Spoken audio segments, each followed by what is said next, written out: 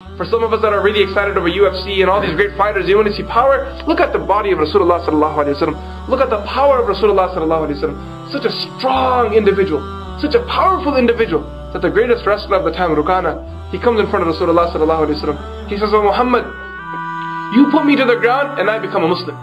And Rukana had never lost a fight in his entire life. Do you know how strong these Arabs were? When the poets describe the power of the Arabs, when the poets describe the powerful men of the Arab, you know how these Arabs would prove their power? They would take a rope and tie it around their waist. They would take a rope, and what would they do with it? Tie it around their waist. And the other side of the rope, they would tie it on a horse. Then, with both of their hands, they would grab a tree. And they would whip the horse and see if it could pull that person away from the tree.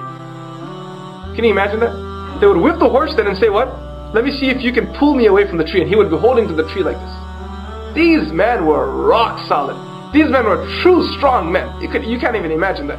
A lot of those Arabs, how would people describe them? For example, Umar ibn al-Khattab radiallahu anhu. Those who describe the physical feature of Umar ibn al-Khattab radiallahu anhu, how do they describe him?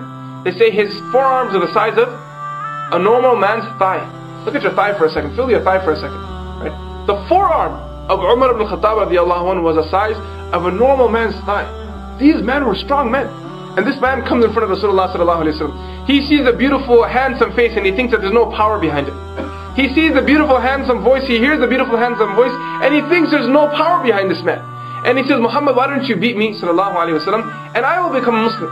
Rasulullah sallallahu alaihi wasallam said, "Okay, bring it on." Rasulullah sallallahu alaihi wasallam didn't check it out. He said, what did he say? "Come on, let's go. Right now, on the spot. Let's go right now."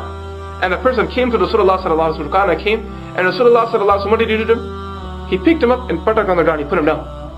He stood up again. He goes, no, I slipped there. And he made up some excuse, right? Because he couldn't believe it that Rasulullah sallallahu alaihi wasallam just put him down. He said, again. And he comes to Rasulullah sallallahu alaihi wasallam a second time. And what does Rasulullah sallallahu alaihi wasallam do a second time?